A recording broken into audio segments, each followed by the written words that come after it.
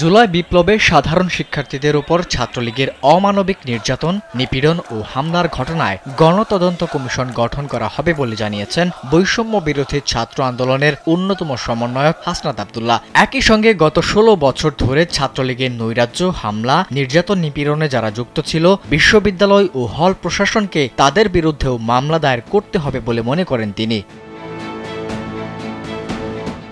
শনিবার রাতে সামাজিক যোগাযোগ মাধ্যমে ছাত্রলীগের হামলা, নির্যাতন ও গণতদন্ত কমিশন গঠন শিরোনামে দেওয়া এক পোস্টে তিনি এসব কথা বলেন। ফেসবুকে দেওয়া ওই পোস্টে হাসনাত বলেন, গত ১৬ বছর ধরে আওয়ামী লীগের পোষ্য গুন্ডা বাহিনী ছাত্রলীগ দেশের শিক্ষাঙ্গনগুলোকে ত্রাসের রাজত্ব কায়েম করেছে।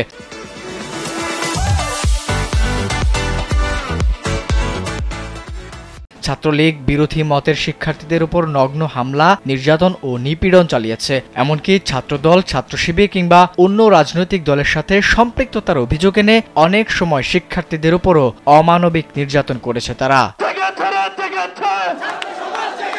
তিনি বলেন, জুলাই বিপ্লবের পুরোটা সময় দেশের শিক্ষা প্রতিষ্ঠানগুলোতে ছাত্রলীগ ধারাবাহিকভাবে হামলা চালিয়েছে এবং আন্দোলনকারীদের বিভিন্নভাবে বাধা দিয়েছে। হাসনাত বলেন, ১৫ জুলাই ঢাকা বিশ্ববিদ্যালয় ক্যাম্পাসকে রক্তাক্ত করেছে ছাত্রলীগ। নারী শিক্ষার্থীরাও ছাত্রলীগের নৃশংসতা থেকে এই দিন রেহাই পায়নি। ঢাকা মেডিকেলকে মনে হচ্ছিল কোনো যুদ্ধের আহত ক্যাম্প। এই নরপশুরা সেদিন ঢাকা মেডিকেলের ভেতর চিকিৎসাধীন অবস্থায়ও হামলার নির্মম নজির স্থাপন করেছিল।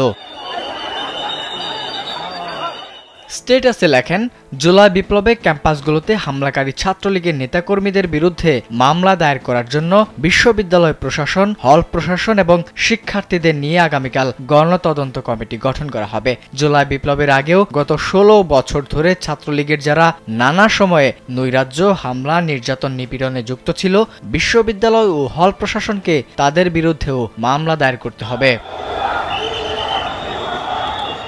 অপরদিকে গণতদন্ত কমিটি গঠন করে হল প্রশাসন ও বিশ্ববিদ্যালয় প্রশাসন উদ্যোগ নিয়ে ছাত্রলীগের হামলাকারী ও নির্যাতনকারীদের বিরুদ্ধে মামলা দায়ের করবে। এটাই জুলাই অভ্যুত্থানের পরবর্তী বিশ্ববিদ্যালয় ক্যাম্পাসগুলোতে শিক্ষার্থীদের অন্যতম প্রধান দাবি।